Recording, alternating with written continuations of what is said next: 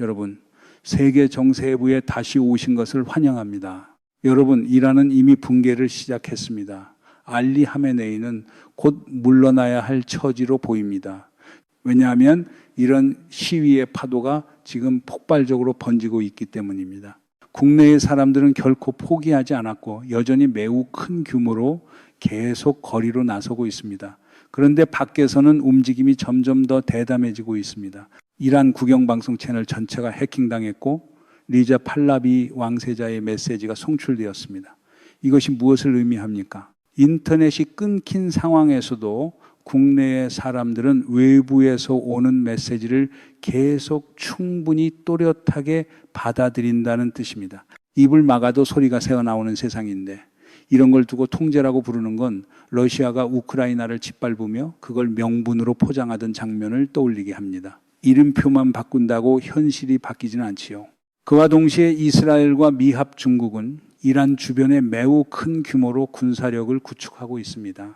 F-35 전투기가 이스라엘에 도착했습니다. 이 정보는 이스라엘군이 직접 확인했습니다. 그리고 같은 기종이 대규모로 집중 배치되고 있다는 이야기까지 이어집니다. 미합 중국의 항공모함 전단도 이동 중입니다. 이것이 보여주는 것은 무엇입니까?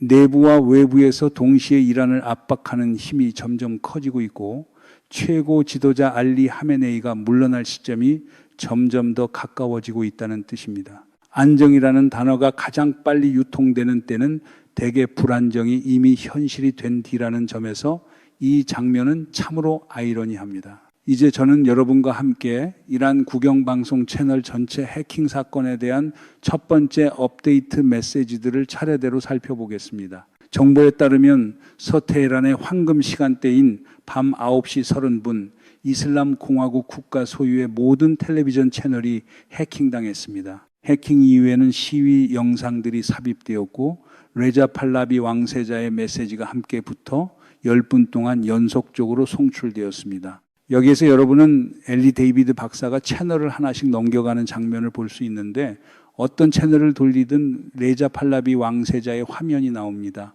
그 메시지에서 그는 무엇을 말했습니까? 그는 시민들에게 승리를 쟁취할 때까지 시위를 계속하라고 자신이 악하다고 규정한 이슬람 공화국 체제를 끝장낼 때까지 멈추지 말라고 촉구합니다. 왼쪽에 보이는 이란 국영 채널 목록을 보시면 채널을 바꿀 때마다 팔라비 왕세자 이미지와 시위 장면이 반복됩니다. 이것이 무엇입니까? 국내의 사람들은 사기가 고양되고 동력이 추가로 생깁니다. 그래서 시위의 파도는 약해지는 것이 아니라 더 강해질 가능성이 큽니다. 어떤 체제든 정보는 통제하면 끝이라고 믿는 순간 현실은 대개 정반대로 움직입니다. 러시아 우크라이나 전쟁이 그랬듯 거대한 선전의 소리 아래에서 민심의 균열은 더 빠르게 번집니다. 그렇다면 누가 이 해킹에 배웁니까? 가능성은 세 가지뿐입니다. 첫째, 미합 중국, 둘째, 이스라엘, 셋째, 레자 팔라비 왕세자 측의 조직입니다. 그러나 분석 공동체는 이 해킹이 이스라엘의 모사드 정보 커뮤니티에 의해 수행되었을 가능성을 높게 보고 있습니다. 그들이 오랜 기간 이란 내부에 깊이 침투해 왔다는 판단 때문입니다. 그렇다면 레자 팔라비 왕세자가 이란 시민들에게 보낸 메시지는 무엇입니까? 그는 이런 취지의 문장을 말합니다.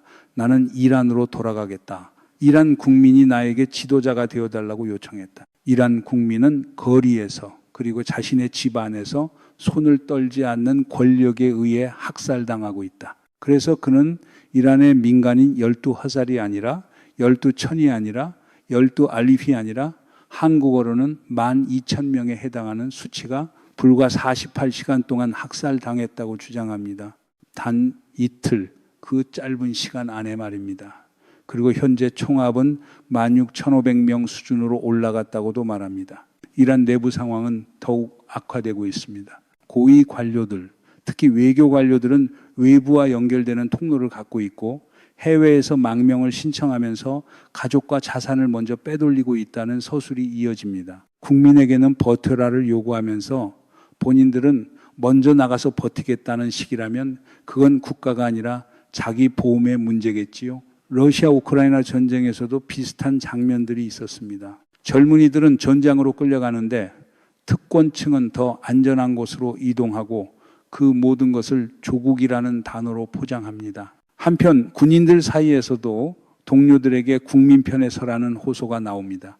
특히 이것은 이란의 한 전 특수부대 요원에게서 나온 메시지로 소개됩니다. 그의 이름은 자바드 사데기입니다. 그는 무장 세력 내부의 동료들에게 시위대와 레자 팔라비 왕세자를 지지하고 국민을 가차없이 학살한다고 비난되는 이슬람 공화국 정권에 맞서라고 촉구합니다. 국내 압력이 그렇게 커지는 만큼 외부의 압력도 비례해서 커지고 있습니다. 먼저 은밀하게가 아니라 공개적으로 F-35 전투기 세대가 이스라엘에 착륙했다는 정보가 나옵니다. 이스라엘 국방부의 공식 채널에서 로키드 마틴이 생산한 F-35I형 스텔스 전투기 세대가 네바팀 공군기지에 오늘 착륙했다고 업데이트했다는 서술입니다. 그 전투기들은 즉시 남부사자편대와 황금독수리 편대에 인계될 것이라고도 합니다.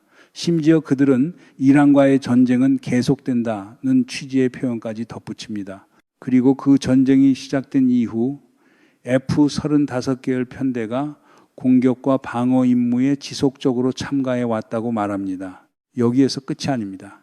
미 합중국은 중동 지역으로 다수의 공중급유기와 전투기를 추가 전개하고 있다는 이야기가 이어집니다. 항공편 추적 채널을 보면 공중급유기를 포함한 항공 자산의 숫자가 매우 크게 잡힌다고 설명합니다. 오픈소스 정보 커뮤니티도 미 합중국군이 중동으로 이동하는 규모가 점점 늘고 있다고 보고합니다. 먼저 공중급유기 4대, 그 다음 전투기 F-15, 12대가 중동으로 향하고 있다고 합니다. 특히 한 대의 F-15은 전투 준비 태세로 활성화된 것으로 보이며 마치 이슬람 공화국에 우리가 온다라는 메시지를 보내는 것처럼 묘사됩니다. 이런 장면은 늘 그렇듯 말보다 행동이 더 큰 문장입니다. 그리고 그 행동이 누군가의 명분으로 포장되기 시작하면 러시아 우크라이나 전쟁 같은 비극은 더 오래, 더 깊게 이어지곤 했습니다. 명분이 커질수록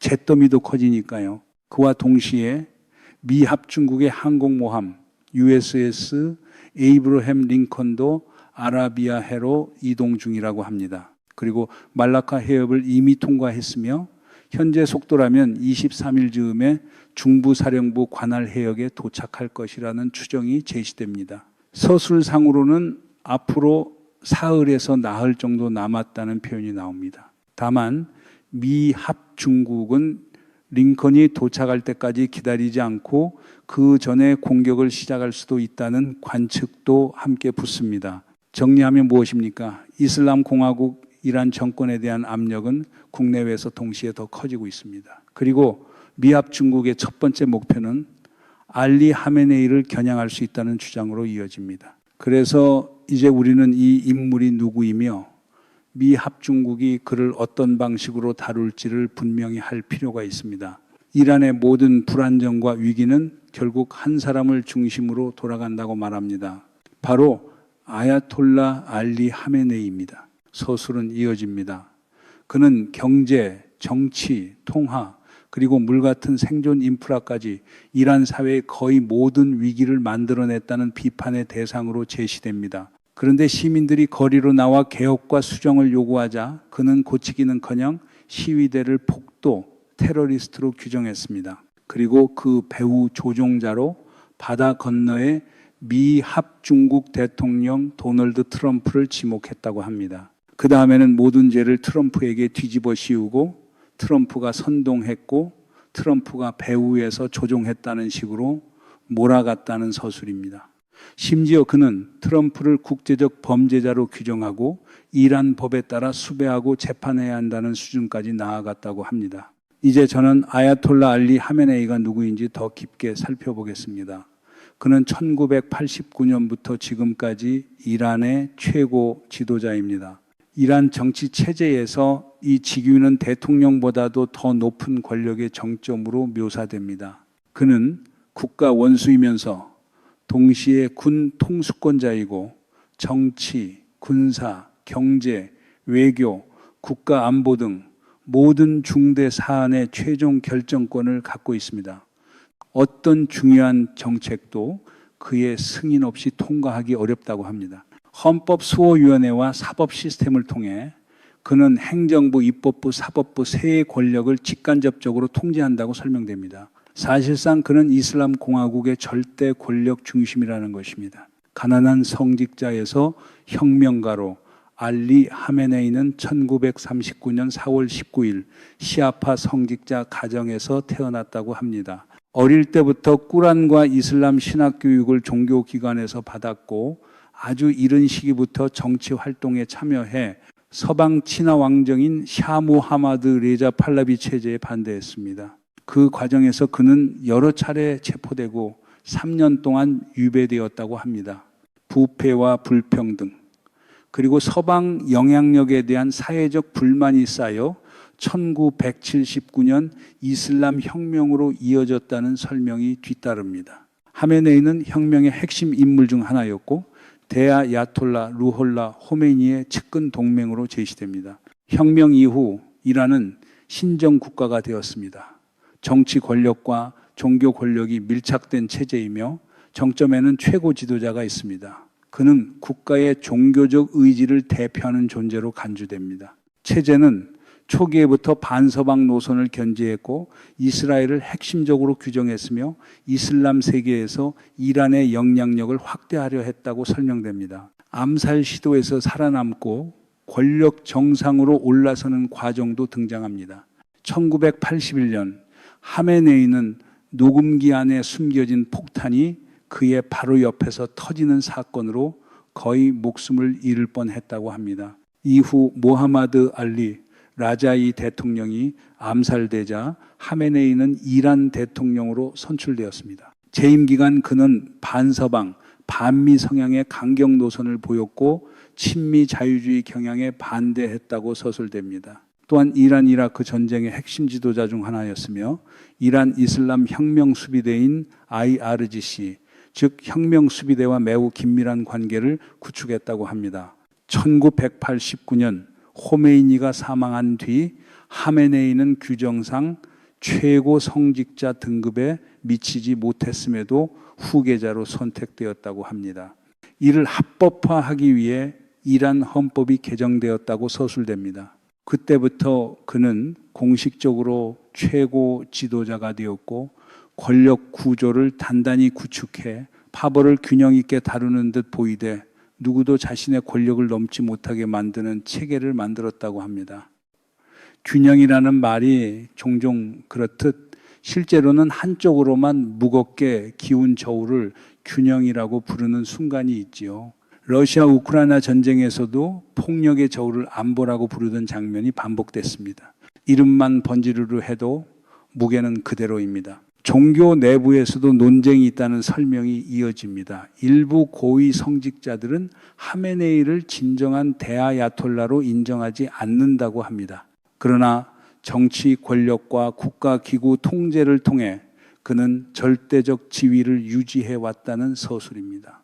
헌법은 그가 선거에 깊이 개입하고 판사를 임명하며 수호위원회를 통제해 누가 이란 정치에 참여할 수 있는지를 사실상 결정할 수 있도록 허용한다고 설명됩니다. 미 합중국이 핵 합의에서 철수하고 제재를 강화한 뒤 하메네이는 러시아와 중국으로의 축을 더 강하게 돌리는 전략을 추진했다고 합니다. 이란은 우크라이나 전쟁에서 무인기를 통해 러시아를 지원했다는 서술이 나오고 반미 파트너들과 군사 및 핵 협력을 강화해 서방과 대립하는 새로운 축을 형성했다고 이어집니다. 전쟁이란 늘 그럴듯한 구호로 시작해서 결국 사람과 도시를 갈아넣는 기계가 됩니다. 러시아 우크라이나 전쟁이 부정의한 전쟁으로 불리는 이유도 그 끝이 언제나 민간인의 삶을 겨냥하기 때문입니다. 하메네이는 미합 중국을 전략적으로 공개적으로 규정해 왔다고 합니다. 그는 이란 대통령에게 우리는 미국을 적으로 필요로 한다는 취지의 말을 했다는 서술도 등장합니다. 그에게 워싱턴과의 대립은 체제의 정당성과 국내 결속을 유지하는 방식이라고 설명됩니다. 그래서 이란은 장기 제재 속에서도 신정 모델과 지역적 지위를 지키려는 선택을 했다고 합니다. 호르무즈 해협 봉쇄 위협도 포함됩니다. 하메네이는 공격받을 경우 세계 석유 수송의 20%가 지나가는 호르무즈 해협을 봉쇄할 수 있다고 여러 차례 주장해 왔다고 서술됩니다. 이는 글로벌 에너지 시장 전체를 긴장시키는 전략적 지렛대로 묘사됩니다. 이스라엘에 대한 강경 노선도 이어집니다. 하메네이는 이스라엘을 제거해야 할 암덩어리로 공개적으로 부르며 전 세계의 반이스라엘 세력을 지지한다고 선언해 왔다고 합니다. 그는 이 대립을 정치적 갈등이 아니라 이념적이고 종교적인 전쟁으로 인식한다고 설명됩니다. 또한 그는 이스라엘과 관계를 정상화하는 아랍 국가들을 비난하고 이란의 직접 개입은 부인하면서도 하마스의 공격을 찬양했다고 서술됩니다. 그 결과 테헤란과 미합 중국, 이스라엘 그리고 여러 중동 국가 사이의 긴장이 더 커졌다는 설명입니다. 그렇다면 하메네이를 기다리는 운명은 무엇입니까? 장기간의 대립 노선으로 인해 그는 국제 무대에서 가장 적대시되는 인물 중 하나가 되었다고 서술됩니다. 역사적으로 사담 후세인, 카다피 같은 반미 지도자들의 비극적 결말이 언급됩니다. 그리고 지금 상황이 더 위험한 이유는 항공모함이나 F-35 같은 하드웨어뿐 아니라 하메네이 자신의 말이 갈등을 더 치명적으로 만들기 때문이라고 합니다. 최근 발언에서 그는 미 합중국 대통령 도널드 트럼프를 국제 범죄자라고 공개적으로 규정했고 전쟁 범죄에 직접 책임이 있으며 미 제국주의의 상징이라는 취지로 비난했다고 합니다.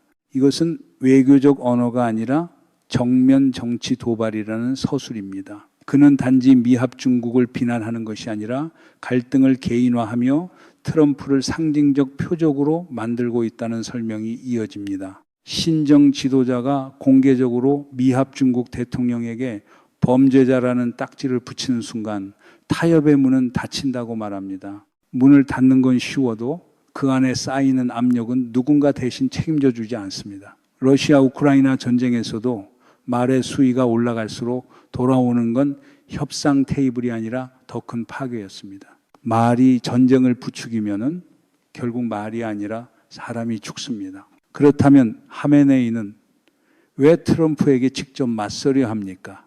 서술은 이렇게 설명합니다. 그는 트럼프가 오바마나 바이든 같은 유형이 아니라고 믿는다. 트럼프는 힘을 사용할 준비가 되어 있고 말로 길게 끌거나 오래 참지 않는 지도자라는 것이다. 그래서 하메네이는 강경함을 과시한다. 그것이 체제의 생존 전략이라는 설명입니다. 이란이 약하게 보이면 성직자 체제는 내부에서 붕괴할 수 있고 이란이 공격적으로 나오면 서방이 지역 전쟁을 두려워해 물러설 것이라고 기대한다는 논리입니다. 즉 심리적 억지의 도박입니다. 그러나 트럼프는 선언으로 반응하는 지도자가 아니라 행동으로 반응한다는 문장이 이어집니다. 미합 중국이 항공모함과 F-35, F-22, 공중급유 전력, 전략정찰, 특수전력을 이란 가까이 전개하는 것이 단지 보여주기용이 아니라는 주장으로 연결됩니다. 워싱턴이 모든 군사 시나리오에 대비했다는 신호라는 것입니다. 그리고 트럼프가 공개적으로 범죄자로 낙인 찍히는 것은 외교적 모욕을 넘어 개인적 도전이 된다는 설명입니다. 트럼프의 진짜 목표는 이란이 아니라 체제라는 주장도 이어집니다. 그는 이란을 점령할 필요가 없고 총력전을 할 필요도 없다. 그가 원하는 것은 메시지다. 신정체제는 민간인 살해를 지속하고 해상 교통을 위협하고 테러를 수출하는 행태를 계속한다면 대가를 치러야 한다는 메시지다. 그래서 예상되는 타격은 이란 시민을 겨냥하지 않고 혁명 수비대와 지휘망, 금융망, 그리고 알리 하메네이와 연결된 군사 능력을 겨냥할 것이라는 서술입니다. 이것은 영토 점령이 아니라 지배 의지의 골절을 목표로 하는 전쟁이라는 식의 표현으로 정리됩니다. 그러면 하메네이의 결말은 어떻게 됩니까? 한 지도자가 대립을 정치적 정체성으로 삼았을 때 후퇴는 붕괴를 뜻할 수 있고 전진은 힘의 비대칭 속에서 전략적 자살이 될 수 있다는 논리가 나옵니다. 사담 후세인은 미 합중국이 감히 치지 못할 거라 믿었고 카다피는 서방이 말로만 위협할 거라 믿었다는 비교가 이어집니다. 그리고 지금 하메네이도 같은 역사적 갈림길 앞에 서 있다는 서술입니다. 이란은 무엇으로 USS 에이브러햄 링컨 항공모함 전단을 버텨낼 수 있습니까? 미합중국 해군은 아시아 해역에서 중동으로 USS 에이브러햄 링컨 항모 타격단을 이동시켰다고 서술됩니다. 이것은 단순한 군사 이동이 아니라 테헤란을 향한 전략적 신호입니다. 워싱턴이 이란의 위험한 전개 앞에서 행동을 결심할 경우 트럼프에게 더 많은 군사 옵션을 제공하기 위한 재배치라는 설명입니다. 그렇다면 항모 타격단의 위력은 무엇입니까? USS 에이브러햄 링컨은 항공모함 한 척이 아니라 완결된 전투 시스템으로 묘사됩니다.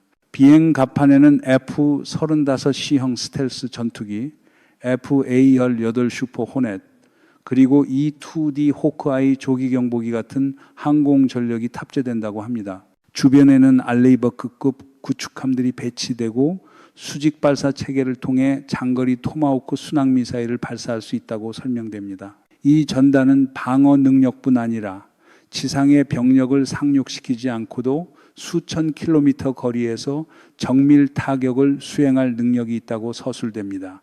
핵심 전략은 빠르고 정밀하며 대규모 파괴를 피하는 것이라는 식으로 정리됩니다. 가장 자주 거론되는 시나리오는 전면전이 아니라 매우 짧고 극도로 정밀한 작전이라는 설명입니다. 목표는 민간 인프라가 아니라 지휘센터, 통제 시스템, 군사 지휘소, 무기 저장고, 그리고 체제 지도부의 핵심 고리들입니다. 토마호크는 고정된 핵심 목표를 무력화하는 선제 타격을 열고 스텔스 전력은 기동하는 위협을 찾아 제거한다는 구도입니다. 토마호크는 미 해군의 긴 팔로 묘사됩니다. 알레이버크급 구축함은 최대 1500km 거리에서 토마호크를 발사할 수 있다고 서술됩니다. 정밀도가 높아 광범위한 피해 없이도 큰 군사 효과를 낼 수 있는 무기라는 설명입니다. 최신형은 비행 중 경로 변경, 목표 대기 선회, 심지어 이동 목표 추적 기능까지 갖는다고 서술됩니다. 이런 기술은 사람을 찾는 무기처럼 들릴 수밖에 없고 그런 문장을 듣는 순간 떠오르는 건 늘 같습니다. 러시아 우크라이나 전쟁에서 도시를 겨냥하던 미사일의 궤적, 그리고 그 뒤에 남는 잿더미와 난민 행렬 말입니다. 전쟁의 기술이 발전할수록 인간의 상식이 따라오지 못하면 결과는 더 차갑고 더 잔인해집니다. 지도부 제거, 이른바 참수 시나리오도 제시됩니다. 작전이 실행되면 권력 중심부를 직접 치는 타격이 되고 지휘 체계가 마비되면 체제 충성 세력은 협조 능력과 정보 공유 능력을 잃어 질서 유지가 어려워진다는 논리입니다. 전략적 목표는 내부 저항 운동이 판을 뒤집을 수 있을 만큼의 권력 공백을 만드는 것이라고 합니다. 스텔스 공군과 제공권 장악도 이어집니다. 토마호크가 개전의 문을 연다면 그 다음 국면에서 F-35C형이 핵심 역할을 한다는 서술입니다. 스텔스, 정찰, 통합 타격 능력으로 이동식 방공망, 탄도미사일 발사대, 남아있는 고가치 목표를 탐지 추적해 제거할 수 있다는 설명입니다. 이는 미합중국이 빠르게 제공권을 확보하고 해군 전력을 보호하며 테헤란의 지속적 압박을 유지하는 데 기여한다고 합니다. 따라서 이란 타격 작전은 베네수엘라에서 마두로를 생포하는 급습 작전보다 훨씬 복잡할 것이라는 서술이 나옵니다. 그러나 전술의 본질은 여전히 짧고 간결하고 결정적일 수 있다는 주장입니다. 지상 상륙 시나리오는 없고 수개월 지속되는 대규모 공습도 아니라 체제의 두뇌를 마비시키는 일련의 정밀 타격이 중심이라는 설명입니다. 마지막으로 테헤란을 향한 메시지가 정리됩니다. USS 에이브러햄 링컨의 중동 진입은 분명한 경고다. 미 합중국은 준비되어 있다. 이것은 힘자랑이 아니라 전략 카드들을 저울 위에 올려놓는 행위이며 빨간 선을 넘는 행동에는 반드시 대가가 따른다는 것을 이란이 이해하도록 만드는 것이라는 서술입니다. 알리 하메네이가 도널드 트럼프와 공개적으로 맞부딪히며 도발 수위를 높이는 상황에서 미이란 대립은 수십 년 만에 가장 위험한 국면으로 기울고 있다는 결론으로 이어집니다. 여기까지가 오늘 제 프로그램입니다. 저는 여러분의 댓글과 의견을 늘 기다리고 있습니다. 안녕히 계시고 다음에 다시 뵙겠습니다.